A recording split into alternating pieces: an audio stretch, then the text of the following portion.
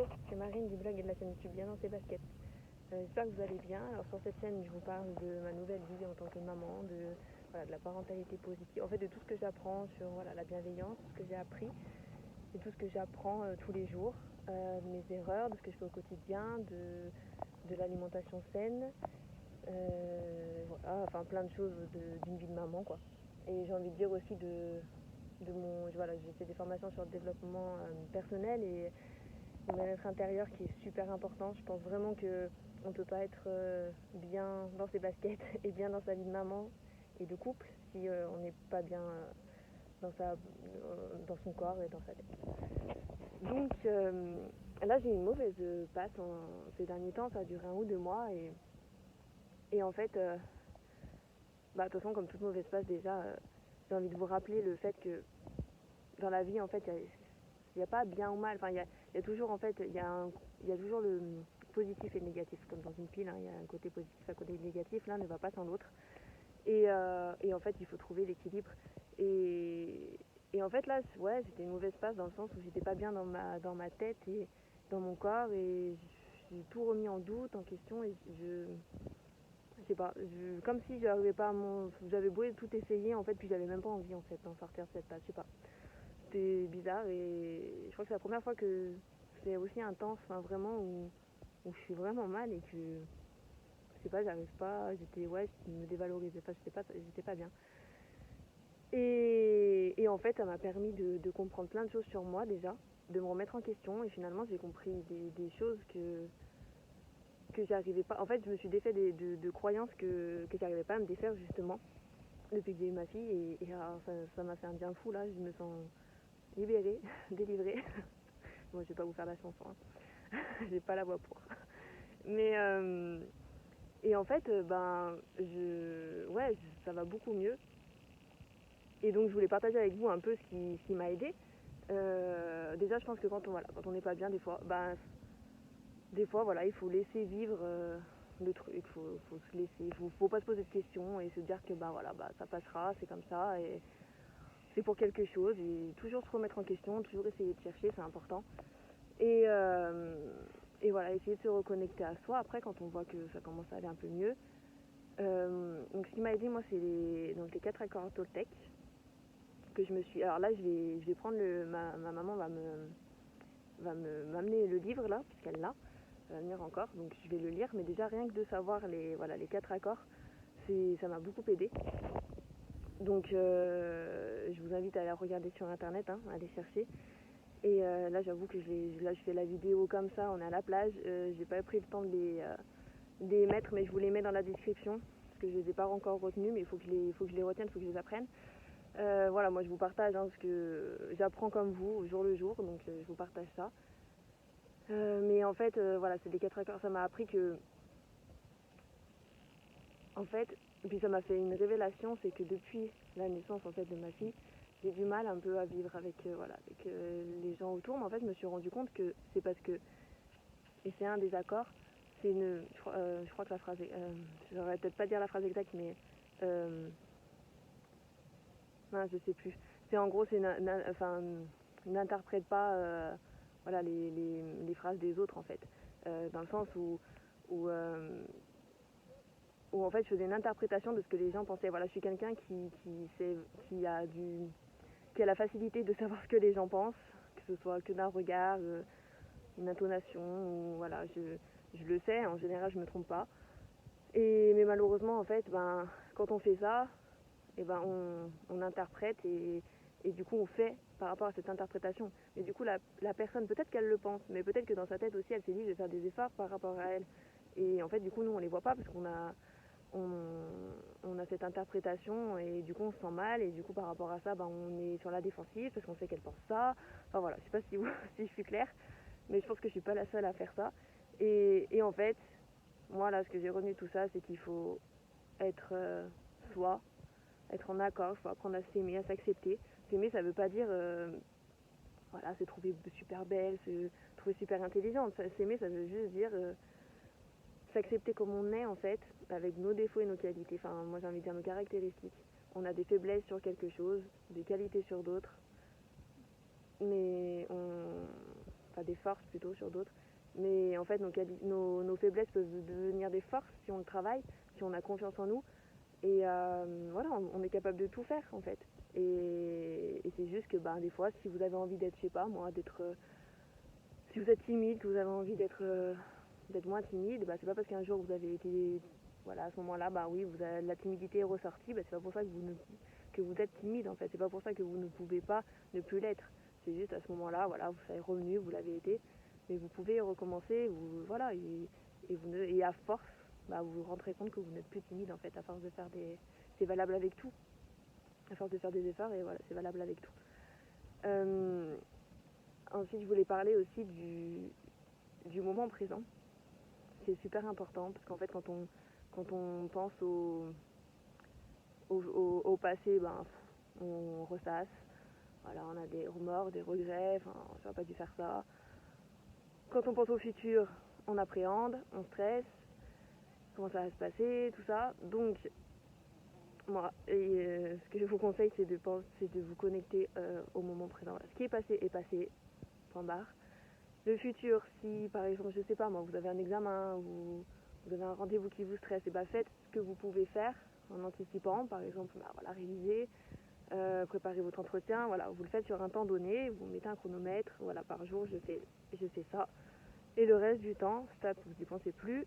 C'est, voilà, vous vivez, vous profitez de votre vie, vous profitez de vos enfants, vous profitez de votre vie, de vous prenez soin de vous. Et voilà, et je pense que c'est vraiment super important. Pareil, il y a un livre, La puissance du moment présent. Je vous mettrai tout en lien si vous voulez les noms dans la description en dessous de la vidéo.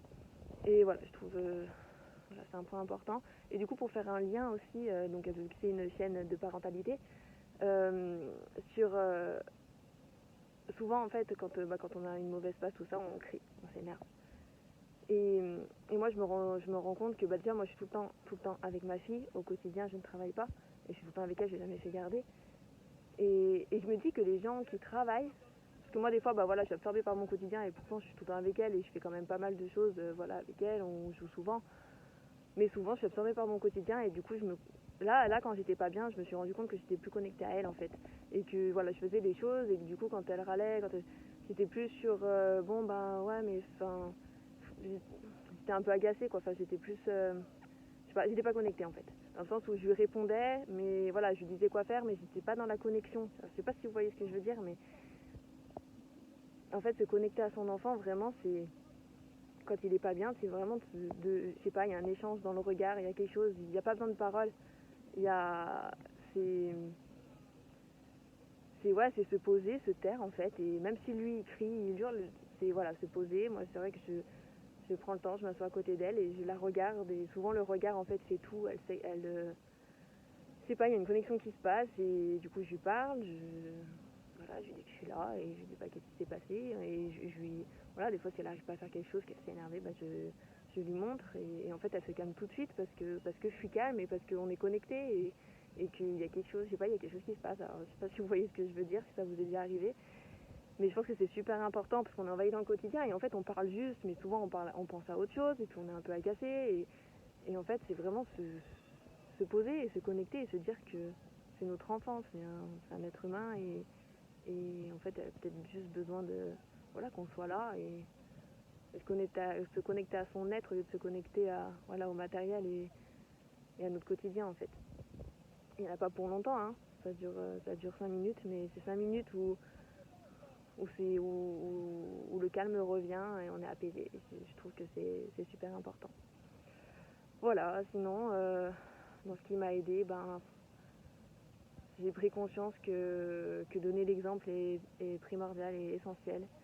Et vraiment ce que je vous ai dit au début, de ne pas interpréter ce que pense l'autre, ce que fait l'autre. Pareil, votre conjoint qui fait quelque chose, ne pas dire que c'est parce que il vous manque de respect ou parce que ou c'est contre vous, non, essayez de comprendre. Pareil, vous pouvez vous connecter aussi avec votre conjoint, ou quand vous sentez que vous êtes énervé, lui faire voilà, je sais pas, le regarder, essayer de penser à quelque chose de positif que vous aimez chez lui, et de rigoler, et de voilà, ça vous empêche pas d'en parler, mais de prendre les choses un peu plus à la légère. Parce que finalement, en fait, on se fait des films, on se prend la tête nous-mêmes, notre problème en fait c'est nous-mêmes, hein. notre cerveau est programmé pour avoir du négatif en fait. Voilà, on est toujours en train de ressasser négativement. Et il faut le programmer pour le positif, avoir les bons côtés des choses à chaque fois. Et en fait, plus on s'habitue à faire ça, et plus plus ça deviendra une habitude justement et un réflexe. Et la vie sera plus facile. Alors tout ça, ça veut pas dire, comme je vous le disais, il y a toujours un pôle négatif et positif. Donc il faut pas s'attendre à la vie des bisounours et que tout est beau et tout est rose. Il y aura des moments, voilà, des hauts et des bas, mais c'est juste en fait une nouvelle façon de penser et de chercher en fait le positif dans le négatif en fait.